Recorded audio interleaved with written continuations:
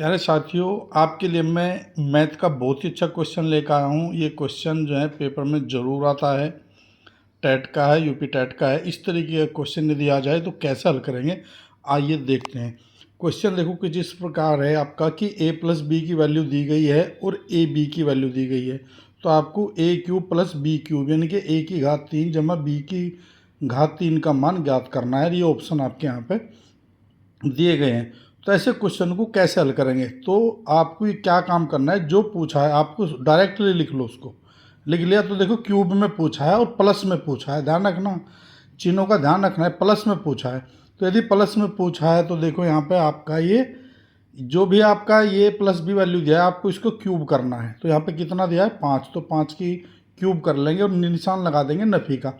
यदि यहाँ पे प्लस है तो यहाँ पे नफ़ी का निशान, और देखो क्यूब है तो 3 की गुना करेंगे और यहाँ पे फिर आपको गुना, ये जो दोनों संख्या दी गई है इन दोनों की यहाँ पे गुना कर देंगे। ध्यान रहे कि ए का गुणांक कुछ ना हो और बी का गुणांक यहाँ पे देखो एक ही है, तब यहाँ पे इन दोनों की गुणा यहाँ पे कर देंगे। यदि यहाँ पे गुणांक भी दे दिया तो उन दोनों गुणांक की गुणा करके यहाँ पे रख देंगे। तो वो यहाँ पे है नहीं है, एक है तो उसे लिखने की आवश्यकता नहीं। तो अब जब क्या करना है, देखो 5 का क्यूब कितना होता है 125, और इनकी गुणा 90 तो घटाया 35 आ गया। तो डायरेक्ट आपको करना है, तो देखो इसका ये ऑप्शन ठीक हो गया।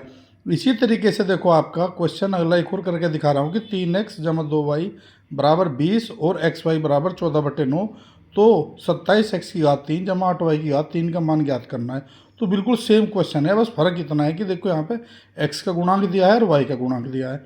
तो तुम्हें इससे घबराने की आवश्यकता नहीं है, सीधा इसे उठावेंगे रख देंगे जो दिया है। देखो यहाँ पे ये प्लस का, तो इसकी घात यहाँ पे 3 कर लेंगे और वही नफ़ी और वही 3 और वही गुणा, दोनों की कर दी यहाँ पे गुणा। देखो ये अब बस आपको जो यहाँ पे गुणांक दिया है 3 दूनी 6, इस 6 की गुणा और बढ़ानी है, यहाँ पे बढ़ गया।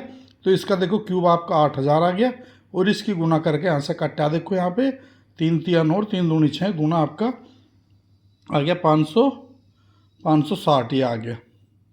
तो ये इसमें से हम यहाँ से घटा देंगे, तो घटाने पर आपका देखो 7440 आ गया और 7440 आपका विकल्प देख लेंगे कौन सा है, यहाँ पे बी विकल्प आपका बिल्कुल ठीक है।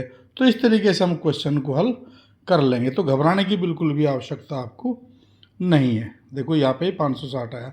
इसी तरीके से देखो मैंने यहाँ पे करके देखो, तो आपको ये क्वेश्चन करके देखना है। एक क्वेश्चन मैंने उस पर लिया है, दूसरा क्वेश्चन ये लिया है। तो आप इस तरीके से हल क्वेश्चन कर सकते हो, इसका अभ्यास कर लेना, पेपर में ये टर्म में आ सकता है। अच्छा क्वेश्चन है ये, मैंने आपको बता दिया।